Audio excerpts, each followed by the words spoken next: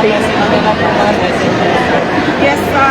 message, nagpapasalamat ako sa ating mga kababayan, sa lahat ng mga dito ngayon, na nakikisa kay dating Pangulong Rodrigo Duterte sa pagkidnap sa kanya sa injustice na ginawa sa isang Pilipino na kinidnap ng gobyerno dinala sa ibang bansa nagpapasalamat kami sa kanilang pagdarasal para sa kanilang kalayaan at maayos na pagbulog dito sa atin. Thank you. Inday Sara! Inday Sara! Inday Sara!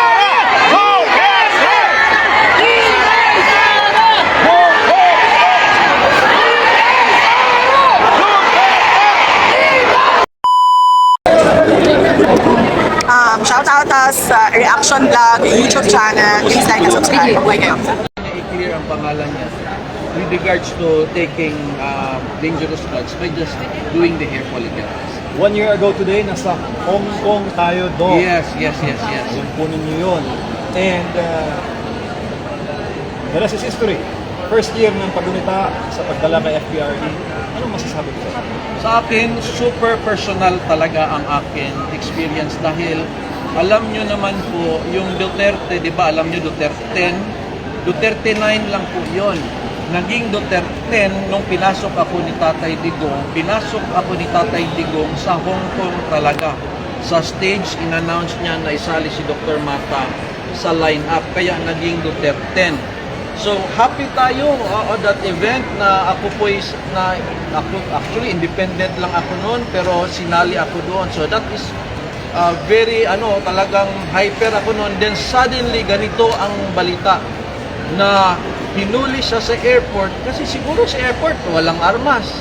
And parang matapang si Torre, pero I mean, kung matapang ka, wag mo hulihin sa airport.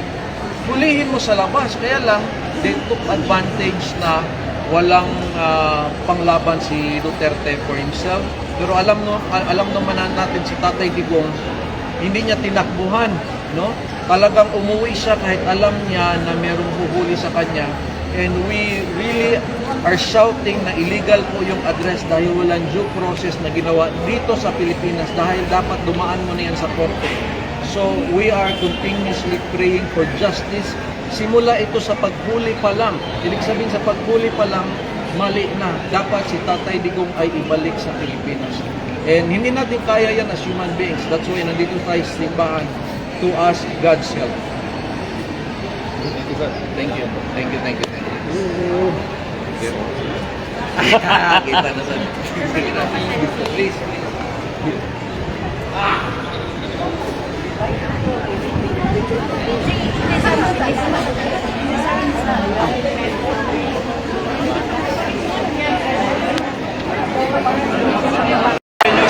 Nagalit lang sa ginawa po sa kanya.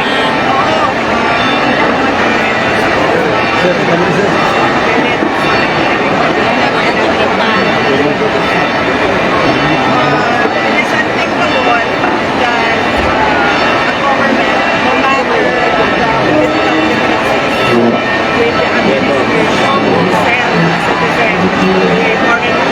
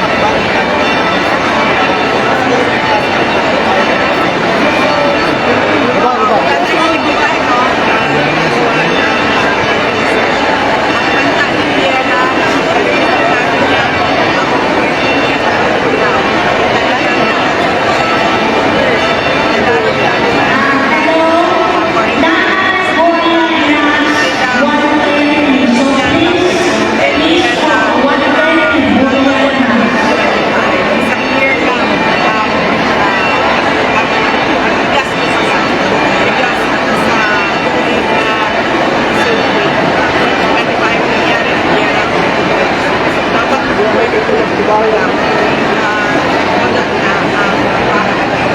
Pero wala tayong nakitang maganda. Ang wala tayong nakita magbibigay ng solusyon sa mangyayari problema sa susunod na mga buwan. Ano pag-usapan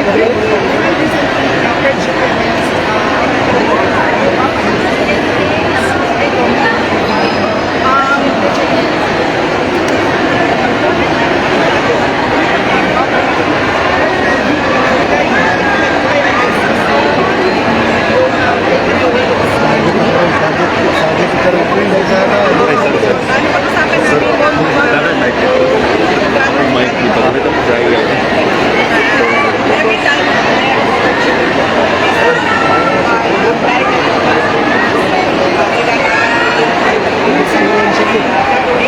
kahit pa man na yun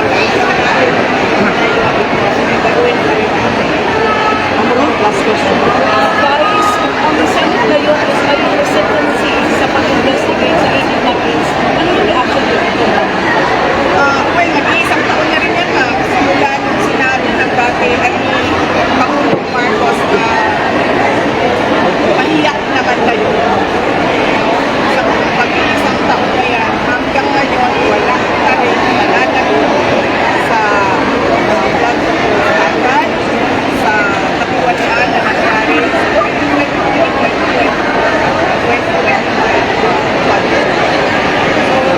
Ano lang natin yan, itali natin yan sa nangyayari ngayon sa Philippines.